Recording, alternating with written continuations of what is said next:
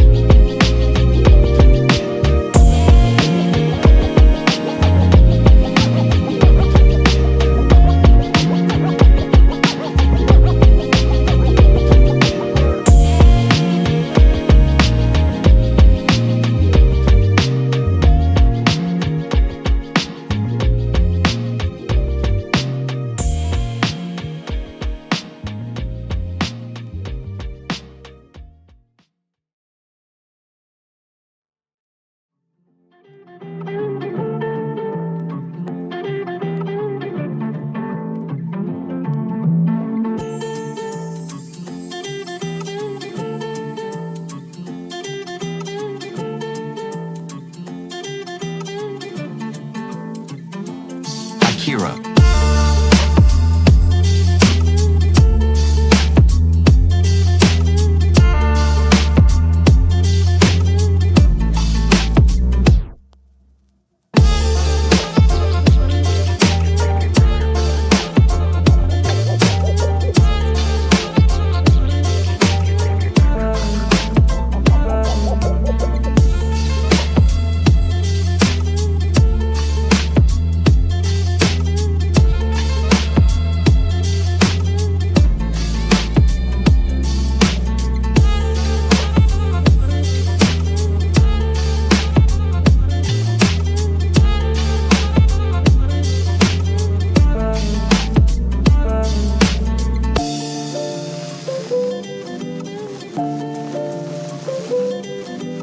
Have you any hobbies? My hobbies are fast cars and fast women. Hobbies are healthy. They teach you things.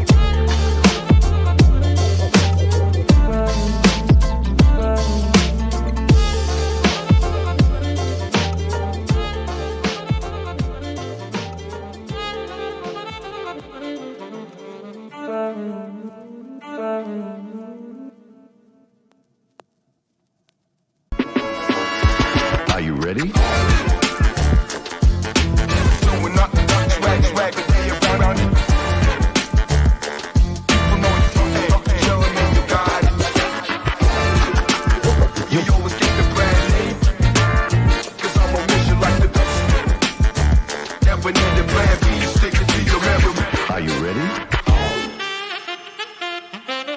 Welcome back, everybody, to another amazing edition of Around the UFL. We're having fun tonight, baby. We're having a good time. As you can see, the panel is full, and we're less than 3 weeks away from kickoff, less than 3 weeks away from the United Football League, and less than 3 weeks away until Spring Stock 3. But before we jump into all of that, let's jump into the panel. Ducky, Ducky, Ducky, quack, quack. How you doing? Welcome back to the panel. How you guys been? Hey, living the dream. You've been It's catching up on really everything? rough being the only short person on here, man. So I'm glad to have you back. Speaking of rough, we're going to be roughing them up this year, 12-0. Ducky, don't give me that face. It's just gonna be rough. It's all Ref, you you mean. gotta start It's gonna reading be the rough. comments. People are starting to get annoyed. Well, they're going to be really annoyed when we're 1-0, and then they're going to be more annoyed when we're 2-0. And just imagine how annoyed they're going to be when we're 12-0. They might even have me come and bring out the trophy. Who knows? We'll see. James, how you doing today, my friend? Doing well. It's kind of an interesting day and a half with all these cuts. So it's been a little rough, but I mean, can only imagine what it's like for some of these guys. So. Well, that's the unfortunate reality, and we're going to be here to talk about it because there are some interesting cuts among the mix, and I think there's a couple trends here that we'll dive into.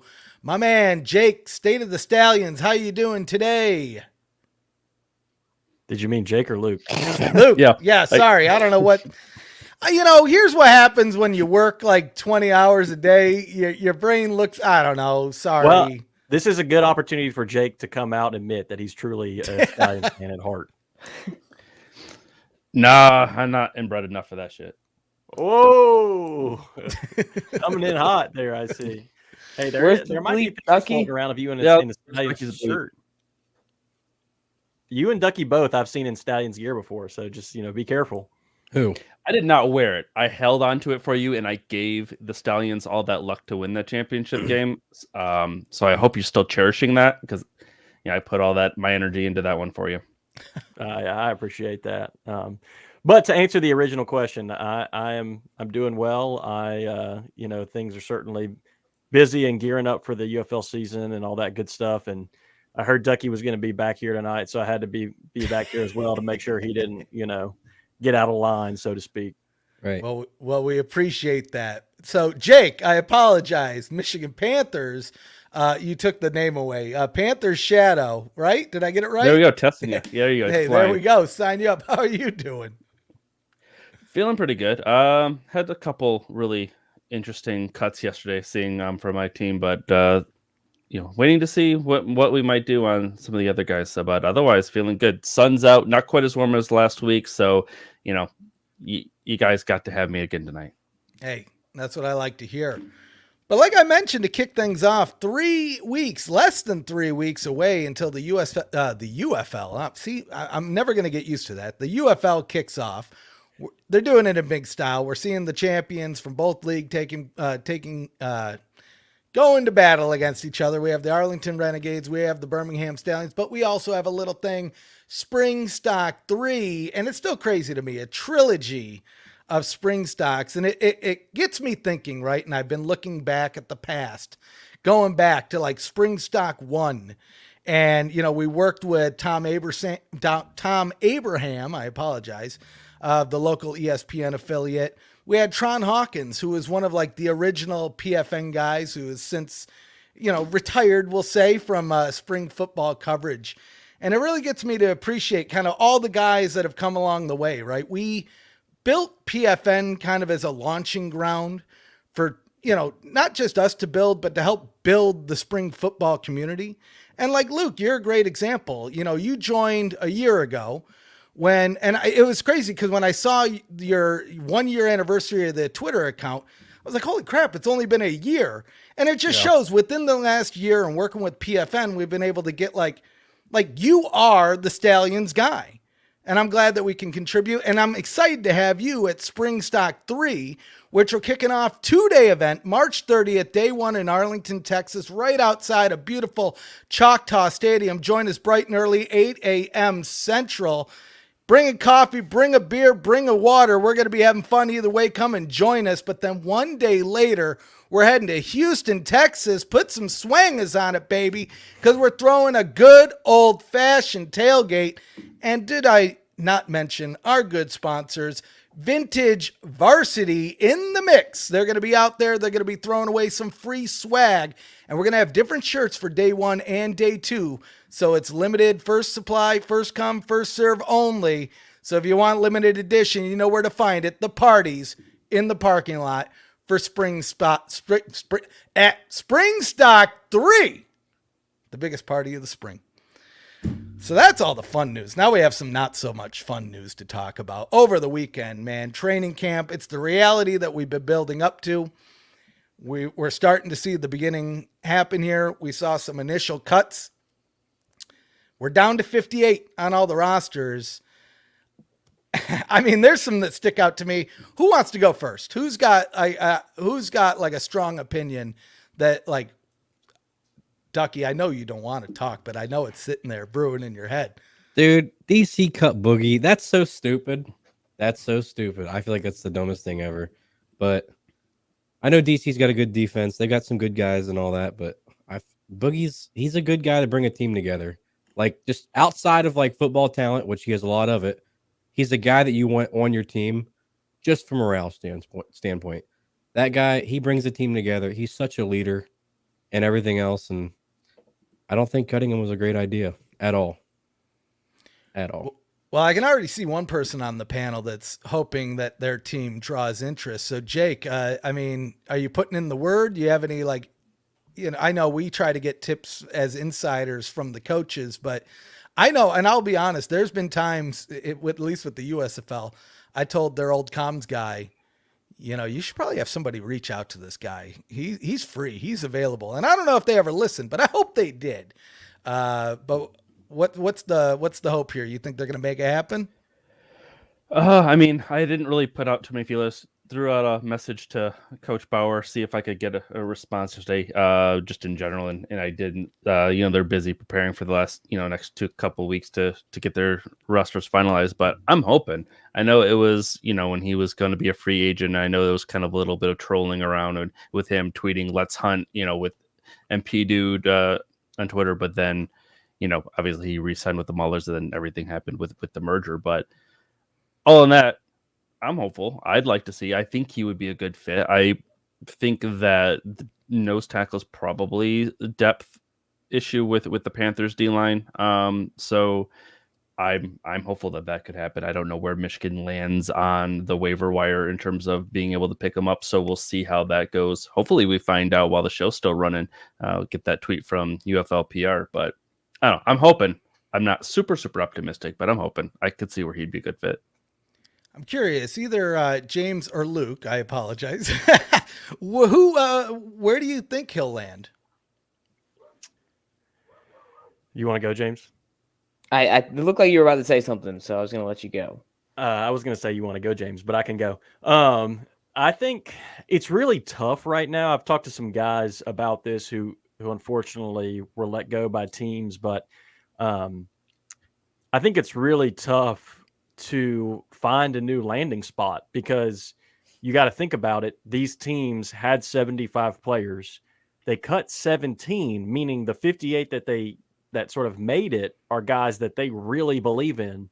And so for them to look at the guys that were cut by other teams and say, hey, it's worth us losing one of our current 58 that we just kept through the first round of cuts, giving someone up to bring in somebody else from a different team, it's certainly going to happen. It's not impossible, but I think we're not going to see a ton of guys picked up for that reason. And some of you all probably heard Coach DiFilippo mention this, but it sounds like they're limiting waiver transactions to only 8, which, back, before the season sort of started, before camp started, they had an unlimited number of transactions. So I know Coach DiFilippo on this show mentioned to us how, well, I had unlimited transactions, so it's just let's just sign guys and cut guys and just do all this movement because why not?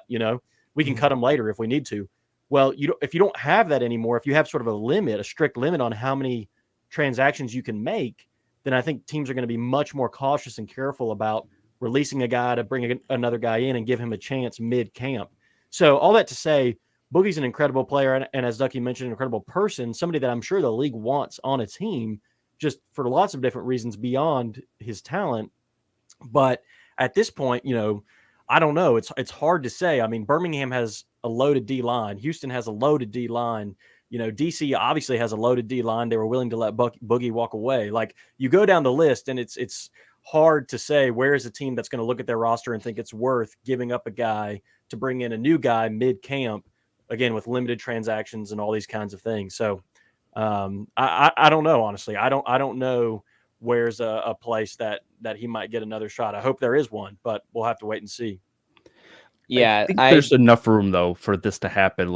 There are like you said, you have so many roster moves, you have guys that you already like and know, but there are a few names on the list that we've seen that were cut that I think are kind of the exception to that. And I think Boogie would be one of those. If there are those guys, Boogie's definitely one of those names where you'd see another team pick him up. I think that, especially depending on where the depth are in other teams, they may have kept some guys, but that's just because the depth didn't go so far. So we'll see. I think there'll probably be a little more than you think, but if not, then that'll be exciting to see that teams are actually that confident in the group of 58 guys that they have now that they don't make any more roster moves until they have to over the next couple weeks. Yeah, I'll jump in on that one because I think I'm leaning towards Luke's take and his stance on that one because, like you mentioned, the fact that all these teams took 75 guys to camp, and we're looking at the names, Boogie's literally just one of them. There was over 130 guys that were cut, and so many of these guys are potential starters. A lot of these guys were starters last year. Look at some of Houston's cuts: Isaiah Chambers, Jeremiah Johnson, Kalen Tolson. Those guys were all starters last year, and they cut I think Houston cut 7 or 8 starters from last year. So with 16 teams down to 8, a lot of guys that were starters when we had 16 teams, they're no longer starter material, which is crazy because they should be. But I mean, with only so many roster spots, and it is what it is. It's the nature of the business right now. So hopefully next year or down the road, we'll see some more teams come in because that'll allow for more guys to be on a roster. But I'm with Luke on this one. I think a guy like Boogie Roberts could definitely end up getting claimed off of waivers. He should. I mean, he was one of the top DTs in the USFL last year. Honestly, was snubbed from the all USFL list, in my opinion. But it's tough. I think the best bet for most of these guys is going to be injuries, right? Because there's going to be more injuries during camp. And there's going to be a couple guys, I'd say, that looked pretty good the first couple weeks and then might have a week or two that's rough that maybe they'll get let go and there'll be an opportunity. But they're going to be few and far between. There's not going to be a lot more movement.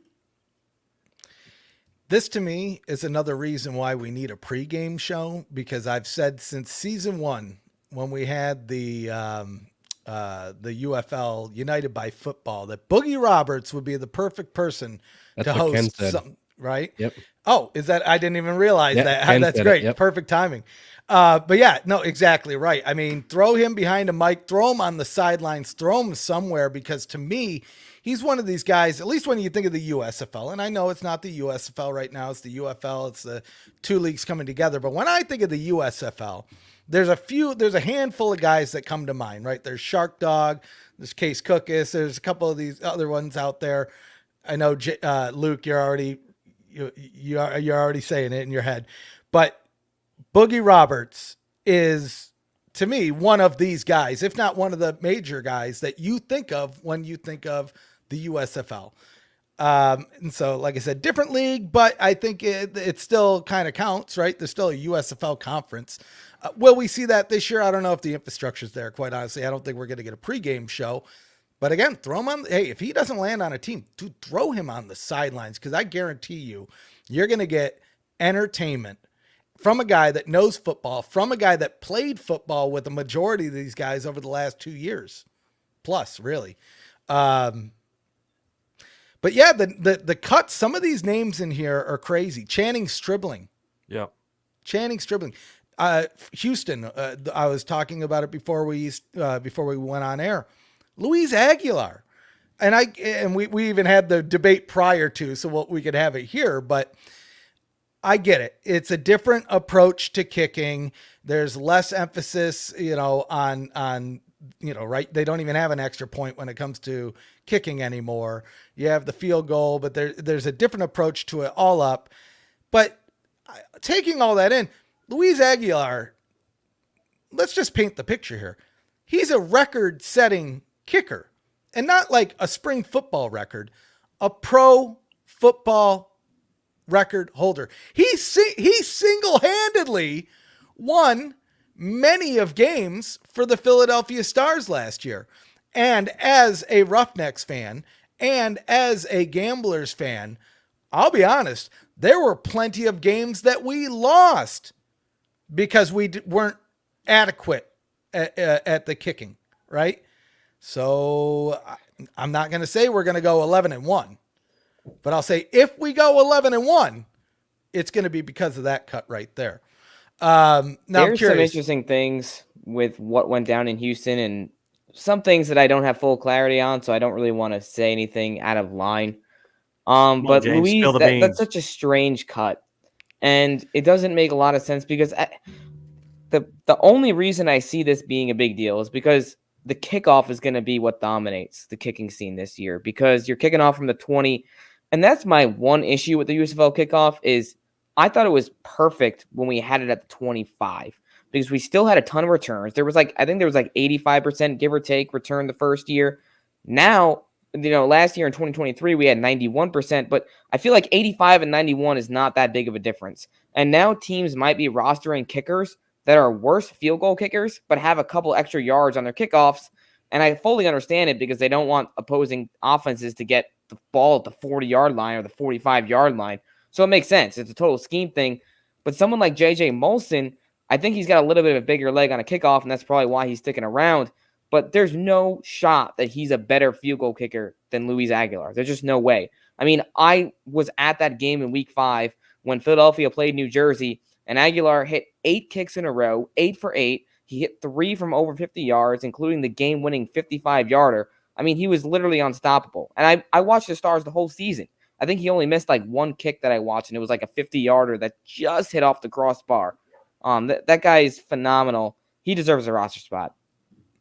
Hopefully he'll land somewhere. I was hoping it would be in Houston. But I will say, J.J. Molson, how can you hate a guy named J.J. Molson? I mean, Molson Canadian is a tasty beer. That's true. It's hard to find in Texas. Harder than you'd think. But it is a tasty, tasty beer. Other shocks, though, when we look at this list of cuts, I don't know who wants to jump in on surprises. I was going to say on the kicker talk, I do think this isn't a cut, but I do think, obviously I know the Stallion's the best because that's who I follow and cover, but I think that's part of the reason they looked at all the USFL kickers that they could sign. They could have signed Aguilar, but they didn't. And I think the reason they signed Chris Blewett is because he had the biggest leg in the USFL last year. And I mean, the dude can just straight launch it on kickoffs. And so, I mean, when you factor in all aspects of the kicking game, I think it was worth saying, well, maybe Blewett was slightly less accurate. Let's say, I don't know the exact numbers, but maybe let's just hypothetically say he was slightly less accurate than Aguilar on field goals or even PATs. Well, we don't have to worry about PATs. That's completely out of the equation. And, we'll take a guy who maybe will miss 1 or 2 more field goals, but is going to get us 5 or 10 extra yards on every kickoff. So I do think that that's a big factor here.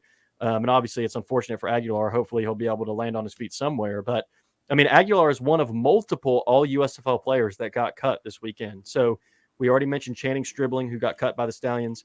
Also Calvin Ashley, who was an all USFL lineman. I mean, that's probably the one that blows my mind the most, just because linemen are at such a premium in these leagues. Imagine going into this merger and thinking that there would be an offensive lineman who was an all USFL selection the previous year and would get cut in camp. On the one hand, I think that's sort of, a positive thing to say, like, we actually maybe do have like a really nice amount of offensive line depth, unlike previous years, or maybe when we had 16 teams. But it's kind of mind-boggling to see a guy like Calvin Ashley get cut, and I think he's one of those guys that might land on his feet somewhere else. But Reggie Howard is a defensive lineman in Houston, that all USFL player, I think, in 2022, who was also cut. But with all of these guys, I think when you go and look at the rosters, at least my experience has been, for the majority of them, maybe not all of them, but for a lot of them, it's like you look at the guys who were cut and then you look at the guys they kept. And it's kind of like, well, if they didn't cut that guy, who were they going to cut? I mean, that's like the Houston D line, right? Like, I was kind of shocked Reggie Howard got cut, but then you go look at who they've got, and it's just kind of like, well, I mean, who were they going to cut instead? Adam Rodriguez? I mean, Toby Johnson? I mean, Chris Odom? Like, all of those guys are all USFL players, So, it's just the nature of we kind of knew we'd be having these conversations. We're still, obviously, our minds are still a little boggled, but like, it's just the nature of the beast when you go from 16 teams down to 8. Right. Now, let me get Absolutely. your thoughts. Sorry. Actually, no, go ahead. Well, I was on the media call with Anthony Becht earlier, St. Louis head coach. And yeah, he went into detail on that, and just the fact that they had so much talent. And, he was talking about the players that they let go. And he's like, all of those players he thinks would be starters on any other UFL team. It's just a matter of the fact is they only have 58 spots open right now, and it's going to go down to 50. And like another example that he gave was with their kickers, St. Louis had Andre Smith and Andrew Mevis. They ended up keeping Smith. And I had asked him, what went into making that decision. And his answer literally was that he could have flipped a coin. Like, it was that close. Like, he said that there weren't even noticeable differences between the two kickers. They were almost identical in camp. And it really just came down to the fact that Smith performed slightly better in the scrimmage against Birmingham. So that's why they kept Smith. But either way, it's like you look at the players that were cut this weekend, and it feels like that was the situation these guys were in across the board. Like, you literally could flip a coin. Yeah. Yeah. Well, I think both of you teed up on that. We knew we'd be having these discussions. It's still surprising seeing it. And there's still more discussions to come, right? Yep. If we're lucky, we'll get some transaction wire news while we're live here. It might not happen. Sometimes it happens right after we end. We'll see. But there's still some more changes to come. But Luke, I want to get your thoughts, because there was some big news over the weekend that revolves around the Stallions. Bo Scarbrough, 2-time champion. He decided that he's going to retire from the game. I think there's a good amount of fans that weren't necessarily surprised by it, but I want to get your thoughts on it. Yeah, I mean, I think people that maybe follow this league not super closely, like a more casual, maybe Alabama football fan, was maybe kind of blown away of like, oh my gosh, Bo Scarbrough, he's one of the biggest names, best players in this league. Like, what's he doing retiring, in training camp? But if you followed things kind of closely, there was a lot of breadcrumbs that something like this might be coming, because going back to a couple of weeks ago, Skip did a media interview where he mentioned that you could just kind of tell when he was asked about how Bo looked coming off his injury, that Skip sort of had some hesitation in his voice, and didn't say anything negative, of course, but was kind of like, he's coming back. He's kind of working back into things. Like, we'll kind of see if he's able to recover. So that was kind of like the first kind of question mark. And then if you watched very closely, all of the videos and media that the team has put out from camp, every time they had the running backs, Bo was always with his helmet off, in sweats, watching the drill, assisting with the drill, kind of almost in more of a coaching capacity than a player capacity. And I think it just became pretty clear a week or two into camp that unfortunately his knee that he had surgery on and that caused him to miss essentially almost the entire last season has just not been able to fully recover. And he's 29 years old, which is not old by any stretch of the imagination, but for a running back in professional football, it's certainly not young. And so given his age, given his health, given sort of his status coming into camp, I think it was just kind of one of those situations where he kind of gave it one last go to see if he maybe still had some gas left in the tank. But I think the writing was sort of on the wall, and they have obviously 3 other really good kind of young up and coming running backs. And so I think when it was all said and done, it was his time. And I think the really cool thing about it, though, was I really appreciated, and I know lots of Stans fans mentioned this, they really appreciated the amount of love that the league showed Bo in his retirement, right? Like, they could have just said, like, Bo Scarborough's retiring. Here's one UFL Transactions tweet about it. okay, let's move on, right? But they really went out of their way to kind of show him love. They had sort of that press conference with all his teammates and coaches there. Daryl Johnston made a statement. They released several videos and graphics and things, and they really, I think, showed him the respect that he deserved as sort of Alabama just legend in terms of high school football, college football, and professional football. And, he was a huge part, I think, of kind of establishing the Stallions culture the first couple of years. And the USFL obviously was a huge piece of them marketing the team in Alabama. And I really hope they find a way to keep him around in some capacity, whether that's as a coach, whether that's just sort of as a personnel role, whether that's, whatever it may be. I really hope that he's around the team throughout the season because he is a veteran presence. He is a leader. A lot of guys really looked up to him, I know.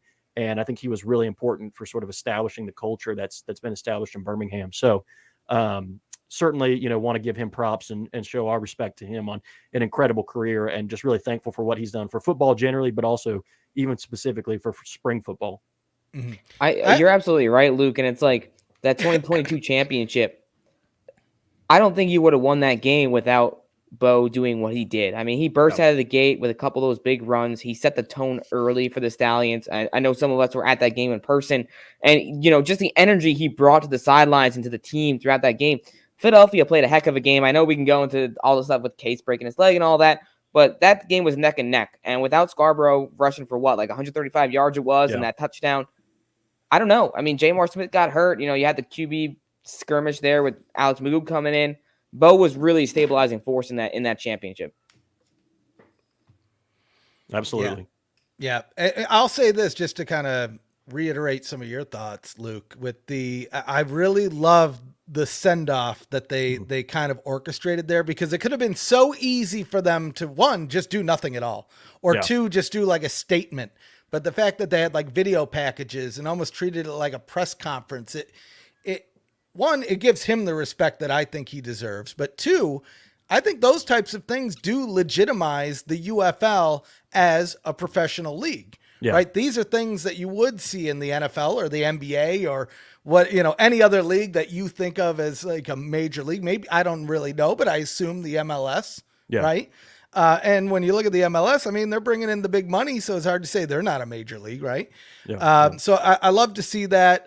It's sad to see happen, but this is, again, why, kind of going back to what I was talking about with Boogie, is why I want to see these leagues continue to grow or get off the ground, is to create more opportunities that aren't just on the field, right? So, Luke, you mentioned coaching and personnel, but I mean, throw him in the booth with Boogie, or throw him both Boogie and him in a pregame panel, kind of like they do on Fox Sunday Morning, where it's like 6 guys, And I get it that you're probably not going to see that for season 1, but as you get into season 2 and season 3 to 5, and it keeps growing, I could absolutely see more investment being put into the product and saying, oh, hey, you know what? More and more people are tuning in. Let's give them a reason to tune in earlier. Let's give them a reason to stay tuned in after. And you know what? Bring some of those people that we and the crazies, as I'll say, know as spring football legends. And hopefully one of these days we'll get like, a spring football wing in the Hall of Fame, or just some type of spring football Hall of Fame that we can really recognize some of these guys in an area to where I think normally, unfortunately, they might get overlooked. Yeah. And I think your comment about kind of legitimizing the league is totally right. Because if you think about Jason Kelsey's retirement that happened recently, I mean, if you kind of look back at those two in terms of the coverage, it really doesn't feel that different. Now, maybe Jason Kelsey's story got picked up a little bit more nationally, but they have both had a press conference. They both had a lot of like social media graphics and videos and things sort of queued up that they released that day. They had videos of like Bo going around and shaking his teammates' hands and coaches' hands in the same way that Jason Kelsey sort of did. So I do think you're right, where it sort of legitimates the league in a way of like, this is a legitimate professional football league. We have incredible players. And at the end of their careers, when they decide to retire from our league, not just, from football in general or from the NFL or something like that, but from our league, like, we're going to show them the respect that they deserve and sort of make an event out of it in the same way that other leagues do. So I think that was a great thing that the league did. And I was really happy to see that. And certainly, bummed that we won't have Bo on the field this year, but really excited for him and what he's going to do in this next sort of stage of his life. Well, at least he'll always be able to say he won the only 2 USFL championships in modern era, right? So he's got that going for him. And I think, like James mentioned, I mean, he holds the record for most rushing yards in a modern USFL championship game. So he didn't just, as James alluded to, he didn't just sort of show up and, be on the team. But I mean, he was a pivotal reason and a record holder for them in that first championship game. Oh, absolutely. Holds the record for most home games too. No. I'm not going to dignify that with a response. So let me talk about another one that I think made the waves over the weekend. So Destroying has made the cut. Matt Amendola out in San Antonio. Destroying made the cut. And I mean, we talked about this before. I'd say half the argument online is they don't like it because it's taking away the opportunity. The other half is saying, well, he still does want to play. It's not like this is a publicity stunt. Either way you boil it down, there's one thing that I think you can say is that anytime you mention Destroying in a tweet that's associated with the USFL or the UFL rather, sorry, it does pretty good numbers. And so there's probably a little bit of an argument there to say, you know what, let's see how this plays out here. Now, if you start losing games, I bet you that decision changes. But if you don't, and he executes the way he wants, then, I mean, what really else could you ask for? It's almost a win-win situation. But I don't know. Overall thoughts on the Destroying news here? Yeah, so I'll jump in really quick on that one. I mean, it's an interesting spot to be in because I'm all for opportunity. I'm all for the leagues providing opportunity. So Destroying is getting an opportunity and one that he did earn. I mean, he went to training camp, he got a roster spot, and he's been performing well enough to retain his roster spot. At the same time, you look at some of the free agents in the market, like, now Luis Aguilar, you got guys like Alex Kessman who aren't on a roster from Memphis. So it's like, it's tough because those guys have been playing for years and years in pro football. Destroying hasn't. Now, something interesting that I was told from a league source of mine is that Matt Amendola is a guy that has a lot of NFL experience that Destroying beat out in camp. What I was told is that Amendola's field goal percentage was a little bit better overall compared to Destroying, but Destroying's kickoffs were stronger, and they were overall better looking numbers, which goes back to what we were just talking about with J.J. Molson and Luis Aguilar, is those kickoffs are really, really important. So for Amendola, I mean, I could honestly see Matt still signing some sort of NFL futures deal at some point. I mean, he was just in the NFL back in December. I think December 10th was when he was released. So it was only a couple months ago. For Destroying, I mean, this is a big opportunity for him.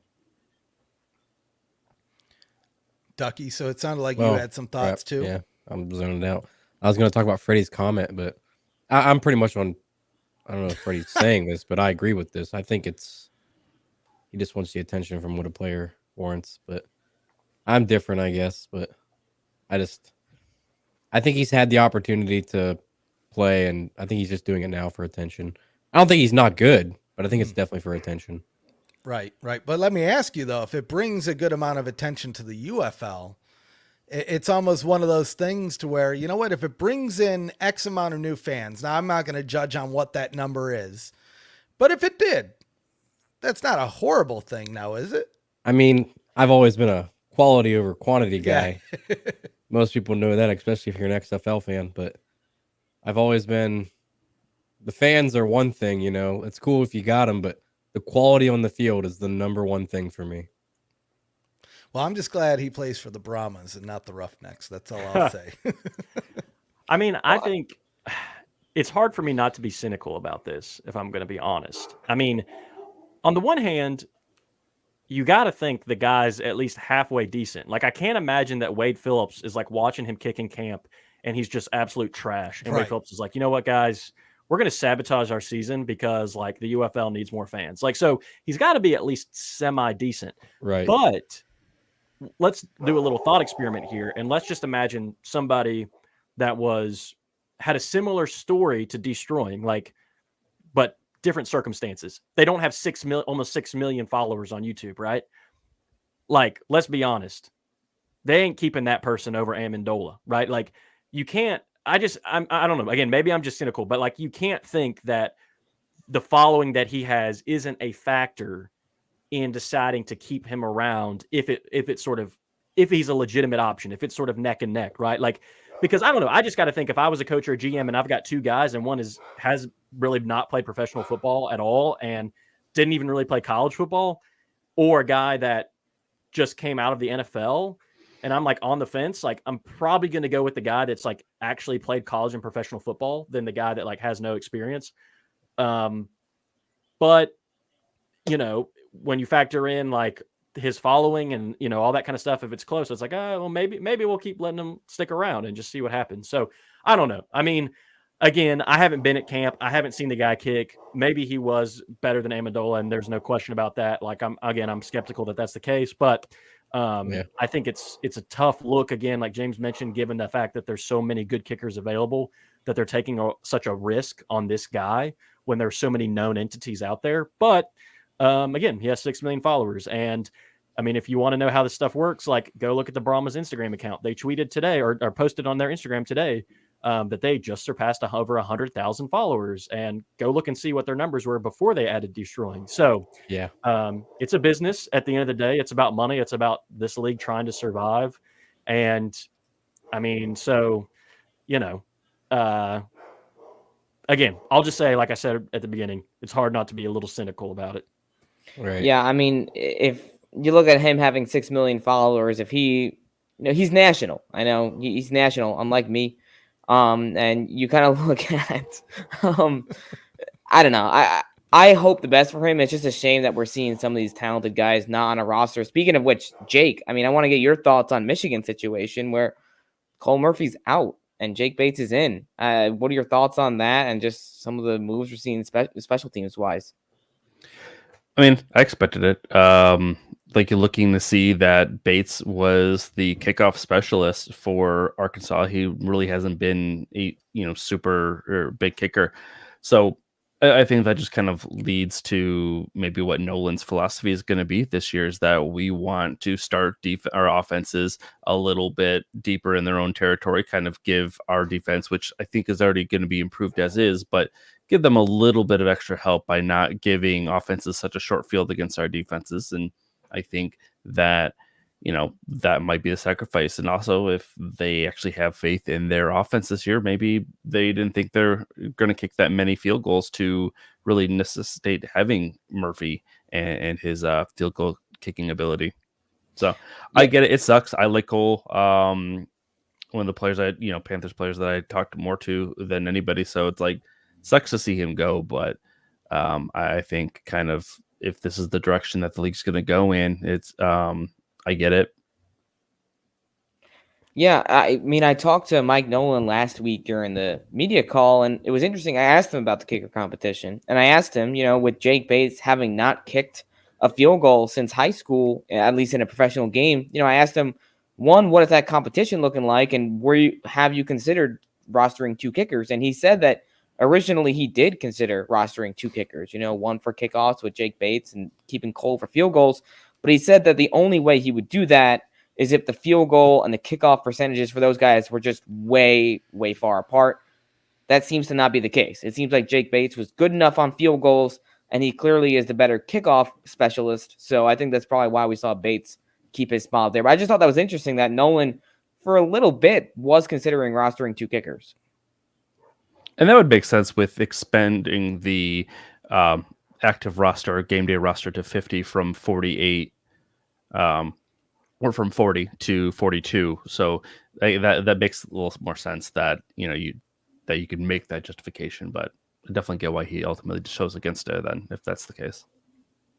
Yeah, and I think Freddie alluded to this. Yeah, my dog has very strong opinions on destroying. I'm not sure what is going on out there, and yeah, I'm amazed at how much it can pick it up because she's in like 2 rooms over with my office door closed. She is allowed. She's a big husky, she'll let it be known. Husky and German Shepherd. So, well, I think jealous with the destroying thing, James, I think, was kind of starting to allude to this. But I mean, if you just think about it, if that dude has almost 6 million followers on YouTube, right? If just 10% of his followers tune in to a UFL game, that's 600,000 people. we saw multiple, I don't remember the numbers for the XFL, but we saw multiple USFL games last year, like on, FS1 or, other kind of non-broadcast channels that didn't even have that many viewers.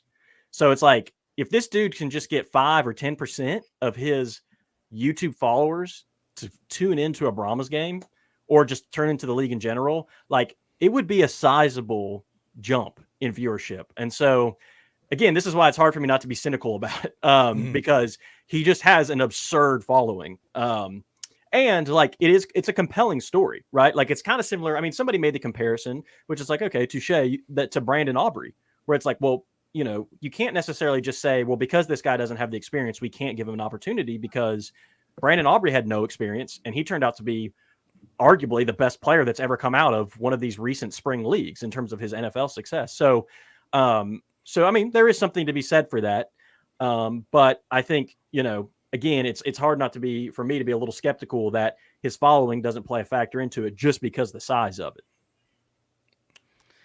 Yeah. Well, it'll be interesting to see. And it would be interesting to see if the Brahmas are just like raking in the viewership above every other team, especially when, they're going to lose to the Roughnecks at least once. I always forget we're not in the same conference as them, but but you got to think his playoff, followers lose twice.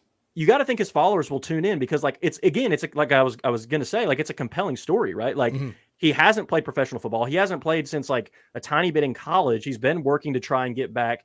He's got this documentary online, that people are following on YouTube. Like, if I'm not somebody who's really followed him super closely, but if I was, I for sure would be tuning into his first game, right? If he makes it to a game, to like see him play. So, I don't know. I'll be interested to see too. Maybe it won't be, statistically significant, but I don't think it's out of the question that, especially the first time the Brahmas play, if he is the starting kicker or the only kicker on the roster, you might see kind of some, kind of an outlier in terms of the number of people that tune in for that game. Right. In the same way that you do, like anytime they tweet, right? They can tweet about, Tom Flacco or whatever and get 20,000 views, but then they put the word destroying in there and all of a sudden they immediately get like 12 times the engagement. Like it's just crazy. Yeah. Like he just has that sort of effect. Yeah. And the thing is with destroying is you're going to see people tuning in to either watch him fail or to watch him succeed. So you're getting both sides, and people just want to see that, because either you're a hater and you're going to watch him, or you're going to be a lover and you're going to watch him. So either way, people are going to watch him. What about the Switzerlands? Well, tell us. There's only one of them, and I'm sure you're watching. Right. Dang. Well, a release that I thought was kind of shocking from Memphis was Derek Dillon. Yeah. Mr. 109. Oh, yeah. I mean, that's a guy that he's a fan favorite in Memphis. He was at a bunch of different fan engagement events in Memphis the last couple of months with some of the stuff that they've been doing there. I don't know. I mean, he was such a talented player. He's done some great stuff. I mean, he was solid with Tampa Bay in 2022, but I thought last year he took even a step further and just elevated his game because he became such a clutch player for them on special teams, and obviously was phenomenal as a wide receiver. Won them a couple of games. I mean, he had that game-winning touchdown for them against the Gamblers in Week 7. Sorry to bring that up, ref, but I think it's worth pointing out. I mean, that guy, he did a lot of great things for that organization. So, it goes to show the amount of depth that these teams have, but two, it's like, man, like that's a really tough cut to make. Yeah. Yeah. Yeah. I do think. Go on. Sorry. I was just going to say real quick. I mean, we kind of talked about this, or I don't know if it was on this show or a different show or some other context I was in, but I do question, like, I wonder a little bit what the culture in Memphis is like, because you have some of those kind of big name Memphis players from last season that you would have thought would be locks to make the roster this year, being let go. And then you've got all these Breakers players coming in. So I don't know. I mean, I'm not necessarily like a huge Breakers or Showboats fan, as you might imagine, but so I'm kind of trying to stir the pot here. But like I kind of wonder, is there any sort of like Breakers versus Showboat? Like, are all the Breakers players on one side of the locker room and all the Showboats players on the other side of the locker room? And like, do the Showboats players feel like, Flip is sort of just trying to turn this into the Breakers 2.0 and really favors those guys instead? I just can't imagine like having played with Derek Dillon last year and then like looking around the locker room this week and him not being there after all he meant for that team and the city and the culture and stuff last year. But I mean, again, obviously Coach D. Flip is a good coach. He's not going to make a decision like that for no reason, but you just got to wonder, like, who do they got that is better than him and all the things that he can do in the game in terms of not only receiver, but kick returner and Again, just all the I mean, facets didn't he contributed win to. Special Teams Player of the Year as well? Like, I mean, Yes. that's a guy that I thought would have been a lock, just It given. doesn't make sense. Yeah. But again, it goes to show. I mean, you look at their wide receiver room, and they picked up so much talent across the board. I mean, a couple of breakers there. I mean, you got Jonathan Adams coming over. You've got a couple of guys sticking around like Ryan McDaniel, Rashard Davis, Vinny Papali. But then D. Anderson, David Davis, DeAndre Overton, like these are all really talented guys.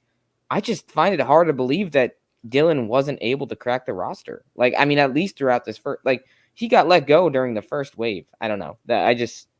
That one really shocked me. Which I do think it's worth mentioning. Like, obviously, we never have the full story. Oh, of course, yeah. Right. Like, we don't know who showed up to camp with maybe a lingering injury. We don't know who maybe showed up in not the best shape. We don't know who, obviously DeFilippo runs a little bit different scheme than, what Haley did last year. So it's like, there's obviously a lot of factors more than just talent, right? I mean, clearly you look at the guys that get cut and it's not just purely a matter of talent, because all these guys, especially the guys we're talking about, are incredibly talented. But so obviously these coaches have decision or reasons for the decisions they make and we're not really sort of privy to all that information. But there are some guys that it really is, they are head scratchers, right? It's like, what would have to happen for you to look at this guy and think like, he's not a guy we want on our team? And Derek Dillon is definitely one of those for sure. Right. I mean, Coach Flip throughout this entire process has said over and over again that this is the most competitive camp he has ever been in. So yeah, I think that's just there's your answer right there. The competition was just out. It was just insane. Mm-hmm. Well, somebody said it in the chat here. Team 9, man. The good old days of Team 9. It wasn't exactly where you wanted to land, but at least it was a place to land. And, I do think we're going to see a lot of these names that maybe not a lot, but we'll see some of these names that we're talking about still land on a spot, even if they don't get picked up in this preseason, whether it's an injury throughout the season or something like that, because you're telling me that Coach Flip has, some issues with his team and he looks out there and says, probably shouldn't have cut Derek Dillon. He's going to bring him on pretty quick, or some other team is, right? These people are still available to be signed to plenty of other teams. And that's not to mention, right, the CFL is a limited option.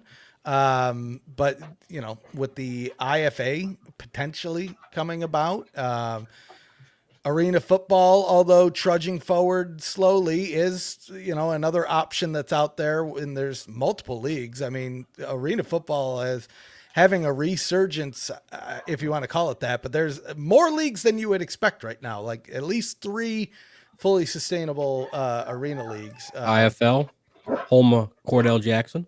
Yeah, that's right. Yeah, sign them up. Well, now the CFL, but yeah. Speaking of Cordell Jackson, I mean, just one example that I've already seen in terms of the Stallions, James Wiggins was a defensive back, a safety that we picked up from the Breakers, and he had actually been, after the Breakers dissolved, he had actually signed with the Edmonton Elks, as Cordell Jackson did. And then I think the Stallions kind of maybe there was like the opportunity to pick him up in the dispersal draft, and the Stallions did. And so he asked to be released from the Elks and was part of the Stallions camp, but didn't make it through this first wave of cuts. And then today he re-signed with the Elks. So I will be interested too to see, the CFL, like some of these arena leagues are already starting up. Like the IFL, for example, is already in camp. The AFL hasn't yet, but I'm interested to see with the CFL starting a little bit later, what percentage of these guys, if they don't get picked up by a UFL team, go to the CFL, because that's, probably for a lot of them, if they can't get picked up, by a UFL team and they're not getting looked at by the NFL currently, that's going to probably be their best, potentially best bet. Mm-hmm. Mm-hmm.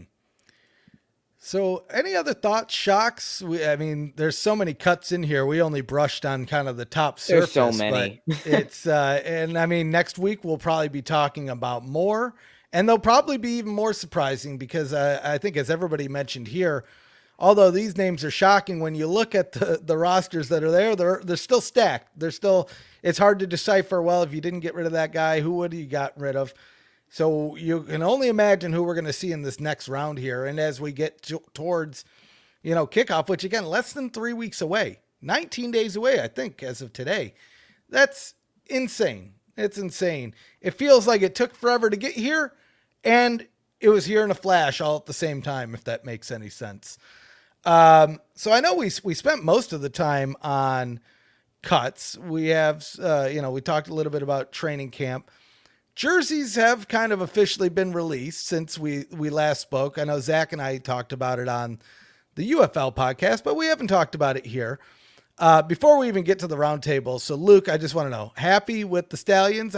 Me personally, I think they didn't change it too much. That was the one I was worried the most about, I'll be honest with you, because it does feel like there's a little bit of tradition there. Yeah, I was happy with it. I mean, I think I would give it probably like a, I don't know, B plus, A minus.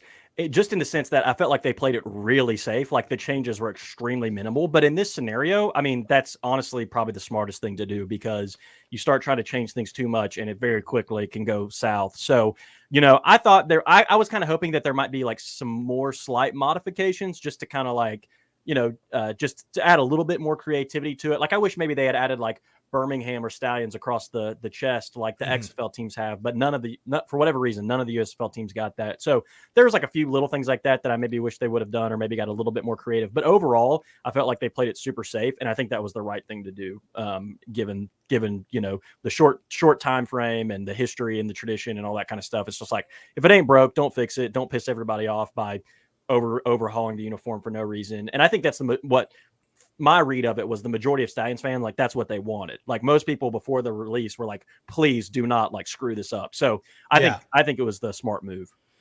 Yeah, no, I tend to agree.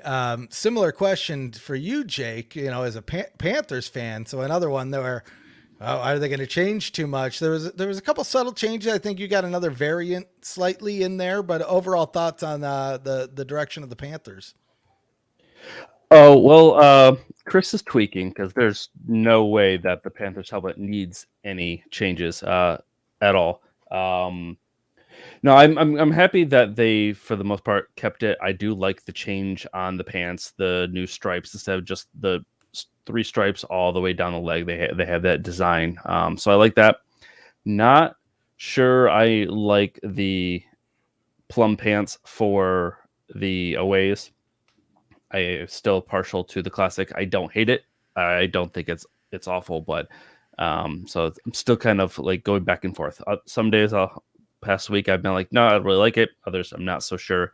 I am concerned about the color though, because I think there's at least one picture of where there's Gindo holding his helmet, and you can see the contrast in the royal plum on the helmet versus to the uniforms, and I'm a little concerned it's not going to be dark enough, and there could be some confusion with similarity with the Stallions.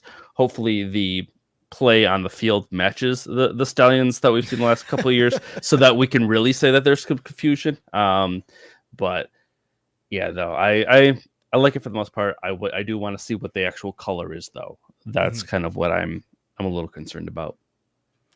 James, overall thoughts on jerseys, uniforms, things you like, don't like?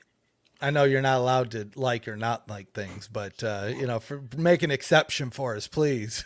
No, I mean, I like them. I'm really glad that we have Under Armour jerseys, because I know the players definitely prefer those. Now there is a little controversy with what the players can and can't wear. Like the thing that sucks is they're getting rid of the tinted visors, which is kind of a dumb move. I mean, the tinted visors look so awesome in photos. I mean, I have a few photos from last year that just I think we're pretty solid because of the tinted visors. It just gives it such a cool feel. Like Joe Walker. Imagine Joe Walker without a tinted visor. You know what I mean? So that's unfortunate. But across the board, he might have caught a few more balls. Oh, I mean, you have a point. You have a point.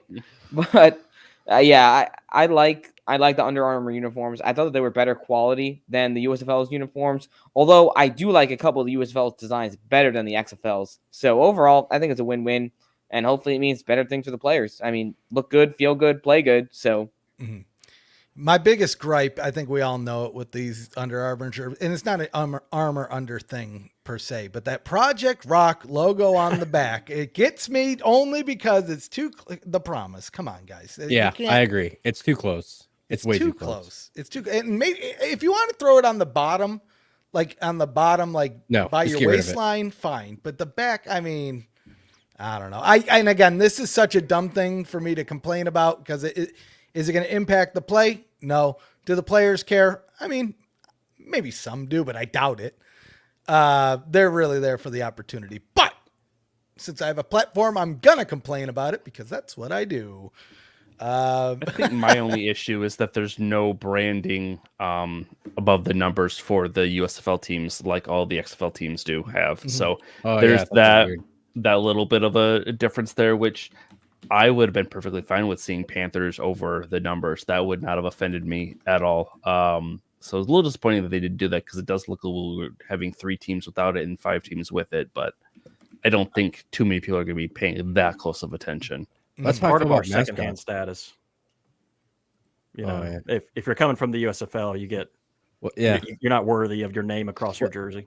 Well, that's how I feel about mascots. It's like, well, half these teams have mascots, and the other half don't have mascots. Well, are they going to keep them? Because if they are, I have made the claim that if mascots are staying, and every other USFL conference team has a mascot, I know a mascot that is currently unemployed, and that is the Blob. And I'm telling you, bring them on down to Houston, sign them up. No. Paint them like oil colored. You'll be all set. He's a blob of oil. Blob of oil. Yeah. I think honestly, Blob should be like the universal, like the UFL mascot. Like, you know, he's not associated with any one team. He just shows up at like every Fox game. Robot. Yeah, for sure. See that I would like that as well. I mean, of all the cuts, I mean that's another one that we brushed over earlier this year. But cutting the Blob. I mean, yeah, that's messed up. They're only going to regret that decision. Because the Blob, as we've seen throughout the years, a very ominous figure, and I wouldn't want to get on the Blob's bags. No. I think he was the most talented star. To be honest, I have a shirt signed from him from the 2022 championship. I love that. I will say on the mascot piece, the Stallions were advertising, like, I can't remember if it was either like group packages or like press, like suite packages, but some kind of like special ticket package. And on the list of benefits, one of the benefits that was included was a visit from Stanley, which at least for Stallions home games gives me the impression that they still plan on having Stanley around. Yeah, the birthday party thing. Maybe that was it. Yeah, that's exactly what it was. So at least from that piece of evidence, it seems like for the teams that already had the mascots, maybe aren't going to be getting rid of them. Obviously, I don't necessarily think that means that other teams will get one that didn't have one before, but I don't think they're going to completely scrap Stanley and some of the other mascots like they are the cheerleaders, apparently. Mm-hmm. Another unfortunate cut, but hopefully we can build and grow and get back to these things. But I think now, I mean, the real big important thing that we've surfaced is there's so much talent that they could easily fill another team to where this season needs to be a success, and not just a success in the matter of what we've seen. It almost needs to go just a little bit above and beyond that. So we could show Fox and Redbird and everybody involved in this that spring football is a thing. It's here to stick around.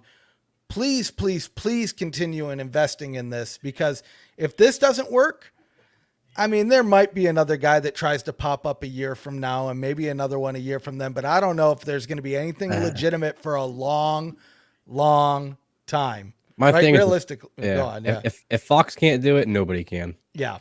Because they're like, when you think of like football, people that air football, I think of Fox, like their intro and everything. I think of Fox, ESPN, but hell, they're in it too. So if this doesn't work with Fox and ESPN, ain't nobody else going to do it.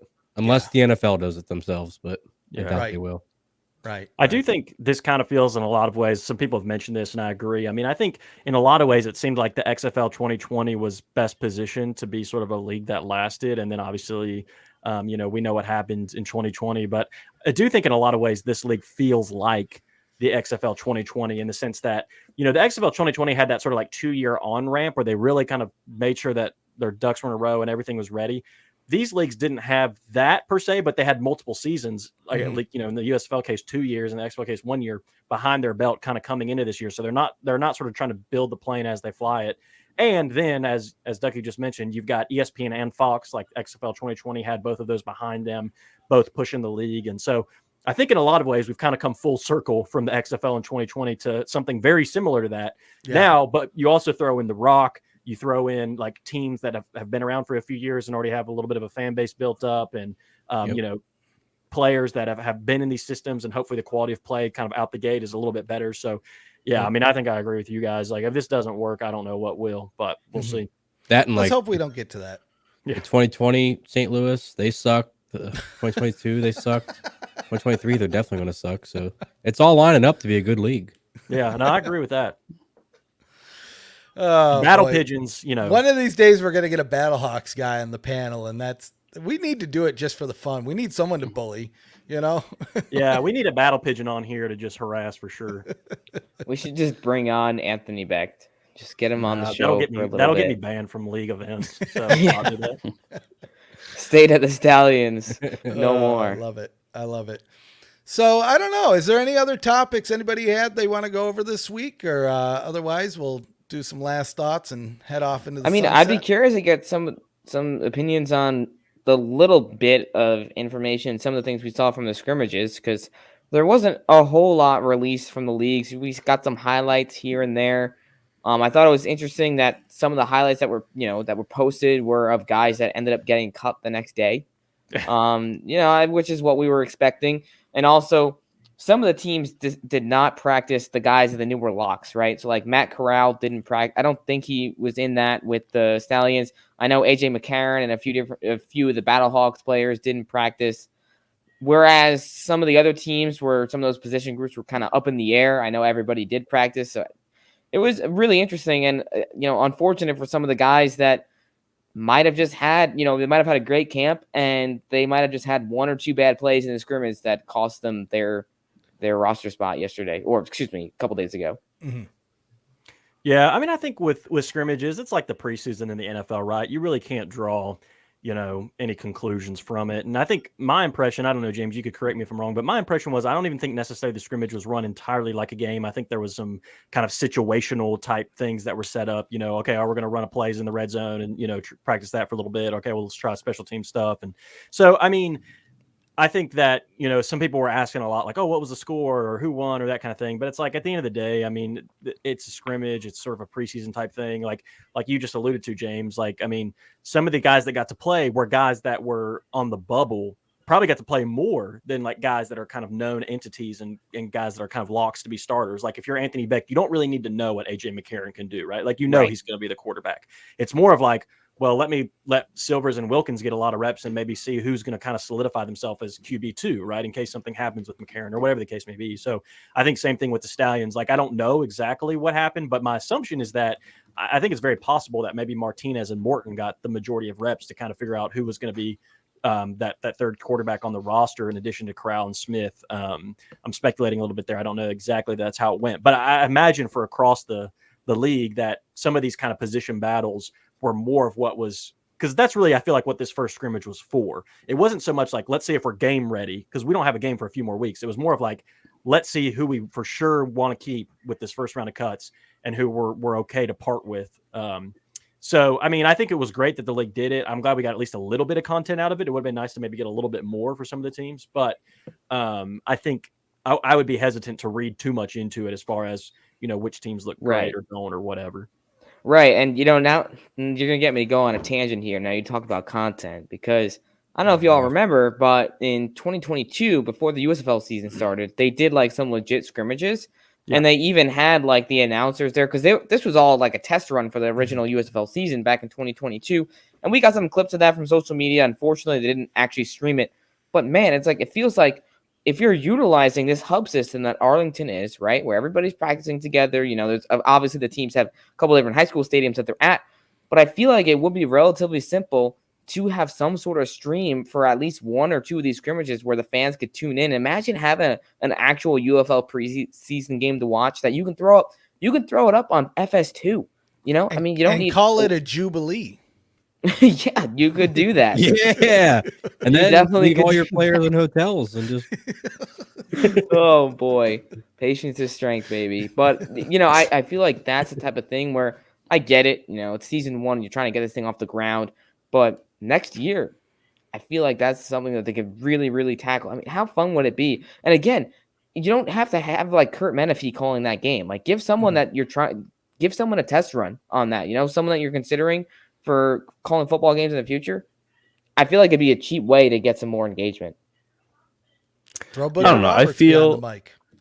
I feel like there's some drawbacks to that. Like, namely, you're already fighting the stereotype that the players just are terrible. That this is D3 type level stuff, and so then you having the scrimmage with the guys that are on the bubble of being cut don't know that shows like the best product. And if you're trying to get people to believe in spring football, seeing guys that are getting cut and being made a fool of, because obviously there's different rules and people aren't going to know that D lineman didn't get to go after the quarterbacks and all that type of stuff. So like I think that such a watered down version of football that would be great for us diehards to kind of see.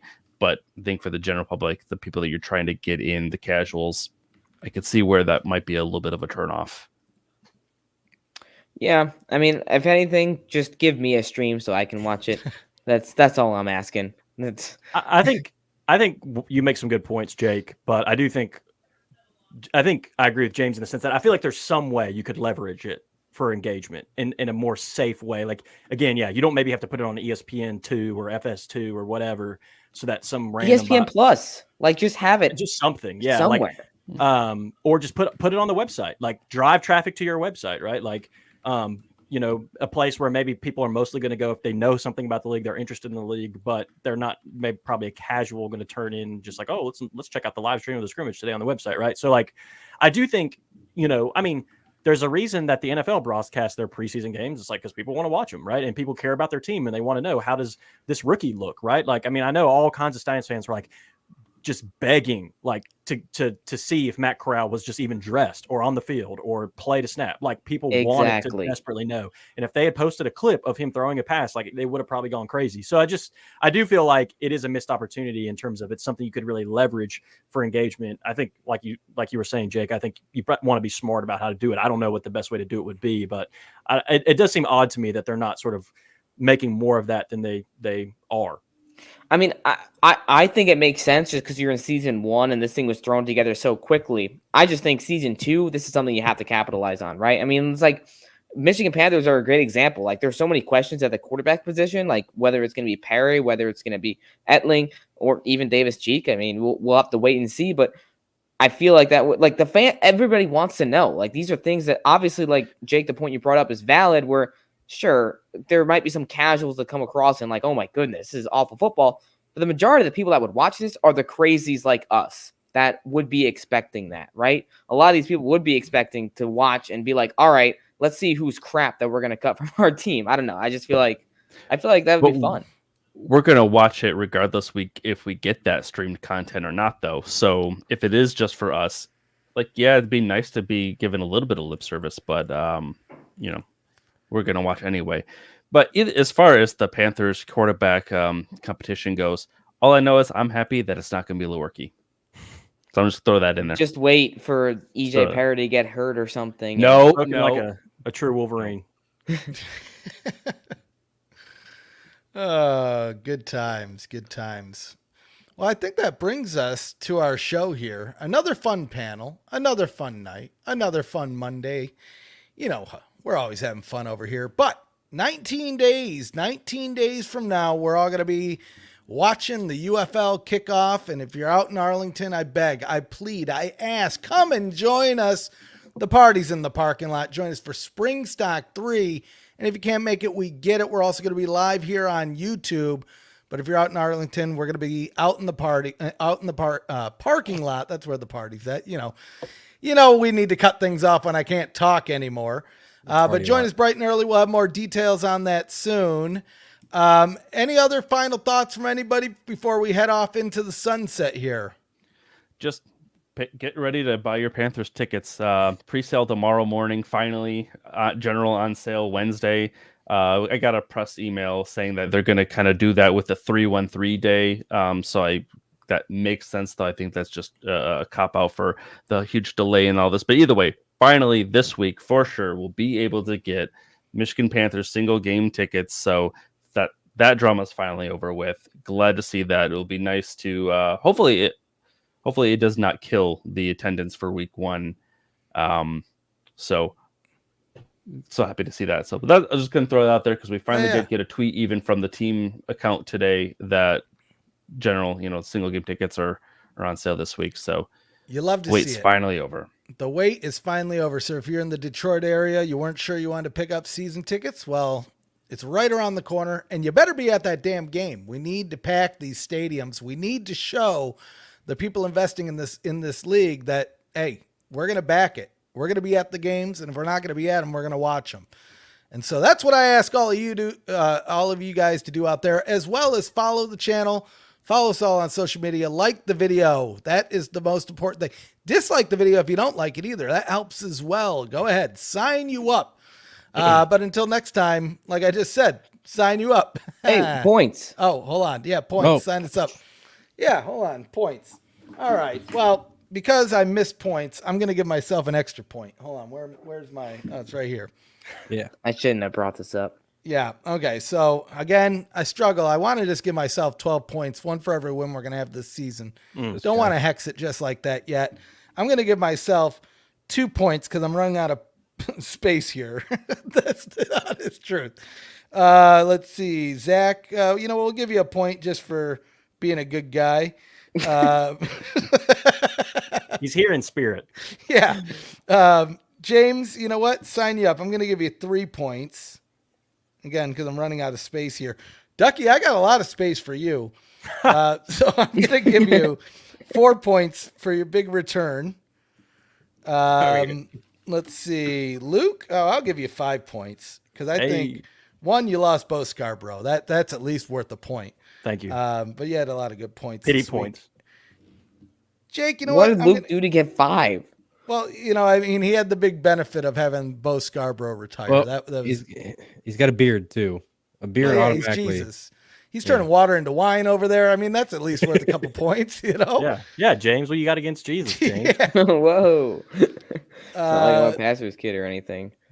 Let's see. Jake, I'm going to give you 4 points for no real reason at all. And then you got to give everybody else another point for being on the best Monday show. Yeah, you know what? Screw it. I'm out of space, but I'm going to make that happen here. There we go. Boom. Yeah. Best Monday show points all around. We'll even give an extra one to Coach Flip. Hey. There we go. We can't give one to Chase because he's at 69 points. So, wait, Derek Dillon, you want me to give him some points? Is that what you said? No, I said, were you giving Flip an extra point for cutting Derek Dillon? Oh, that's mean. Now Give him 109. That's crazy. All right. I think you should give him negative 109. Yeah. That would be more like it. You might have a 109 loss in yards. Wait, Derek did that against the Maulers, didn't he? I don't know. He did. Or was it the Generals? I Was it can't the remember. Maulers? All I It was remember the is that Maulers. me and James were sitting at a pizza place in downtown Detroit near Ford Field watching it. Man. Those were the days. It was The good old days. The good old days, like I said Right. before. my first time in Detroit. Yeah. And I feel bad. You went made to it the out wrong tellway. I don't know. I've never seen that tellway. When you were like the big ox out front, I'm like, huh? Big ox was an out front. interesting I don't remember experience. that. Paul Bunyan's say in the the least. back. But hopefully it was good. Yeah. The food was good. Yeah, the experience was interesting, but the food was good. Well, there you go. That's all. The And experience then would have been interesting. we had either some way. pizza after the game with a couple of guys that plan on owning the Stallions pretty soon. So Yeah. Oh, sign them up. Sign them up. Yeah. Well, maybe we'll get to run into them at Motor City Meetup too and see how they're doing on their funds over there. But There you go. hey, word on the street, the Rock's looking to get private owners. So you know what? Time to pony up, guys. Time to get in where you fit in. pony up, literally. Yeah, yeah, exactly. I didn't even mean that. Just don't giddy up. Yeah. All right, guys. Well, I swear, I think that's it. So until next time, sign you all up.